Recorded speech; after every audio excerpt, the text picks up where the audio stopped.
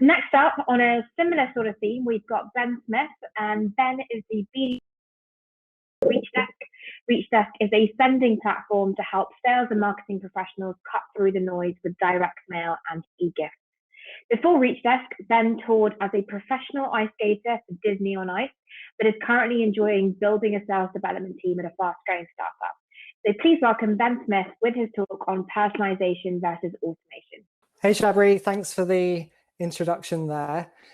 Yeah, so what I want to talk about is personalization versus automation. I've been running some calls with other SDRs and BDRs, and a lot of the time it comes up in conversation, how do I balance my time with personalizing and automating? So I know that Catherine spoke about sticking to a channel that you're really comfortable with and know how to use. And I think that's fundamentally really important. But there's also never been a better time to really talk about learning about different channels that can really get your message seen. So questions that I've been hearing is, how do I really do that? And the key points I want to take away from this is how to take a targeted approach, when to automate, and when to personalize. So it's a really great time to start working with your customer success and marketing teams to find out the questions and challenges that your current customers are asking and facing.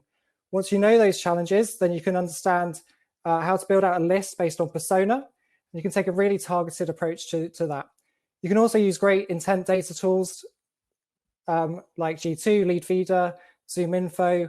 And another tip that I've been using with my BDRs is to start using content searches on LinkedIn. So if you understand the questions they're asking, you can start to then put those into content searches on LinkedIn.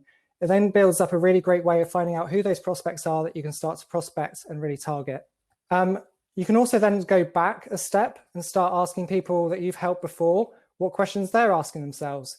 They might then know other people in their network that you might be able to have a conversation with and that help out as well. And you also want to be finding those hooks on LinkedIn that you can start to open up a conversation. So when do you automate in a time like this?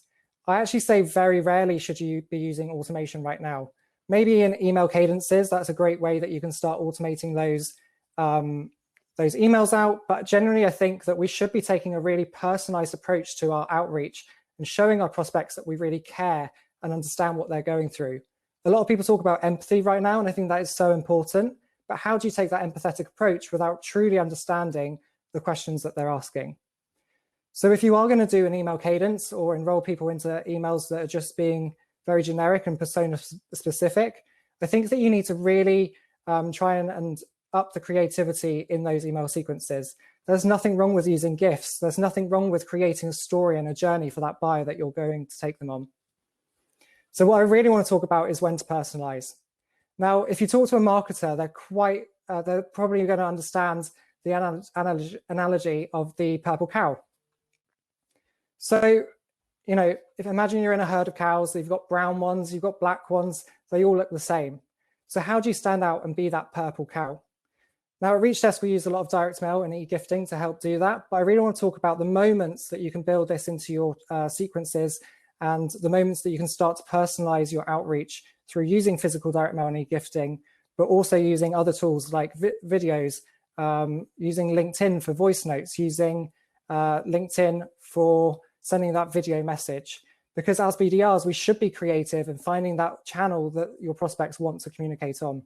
So the things that I look for are job moves, promotions, rather than every other prospect, every other BDR just dropping a personalized connection request saying, hey, congratulations on the job promotion, I'd love to connect. Why don't you do something a bit different? Why don't you send them a flower to brighten up their desk or a book that might help with their new role? Say, I understand that you're probably looking for new ways that you can help this new team grow. I thought this book would be really interesting and relevant. Imagine you're talking to a prospect who just has a baby. That can really impact pipeline, and you need to find that next person to have the conversation with. So in their handover, make sure that they introduce you to that next person. Send them a baby grow and say, look, we're excited for you and the family to be having this baby. We want to continue the conversation when you're ready and back to work. These are really difficult times, and many people and prospects have been furloughed. So how can you be there for those people? It's still worth having the conversation with them, But what we like to do at the minute is send them some lunch vouchers. Say, look, I know this is a difficult time for you and the family. Just wanted to send you some lunch on us to hope to help where I can. I always like to bring this back to a real life situation as well. So imagine you're at the bar, you see an absolute 10 out of 10. So in all of your years of dating, you've never seen such a perfect person that you want to open a conversation with. Do you go straight over there and ask for a date? Do you ask them why they're single and what their problems are? Or do you find out what they're drinking, buy them a drink, introduce yourself and leave your number so they can get in touch with you? I think that's just a really good perspective on how you would offer that first conversation. So if I bring that back to LinkedIn, you see a tier 1 prospect on LinkedIn that you've never spoken to before. So what do? Do you ask for 30 minutes of their time?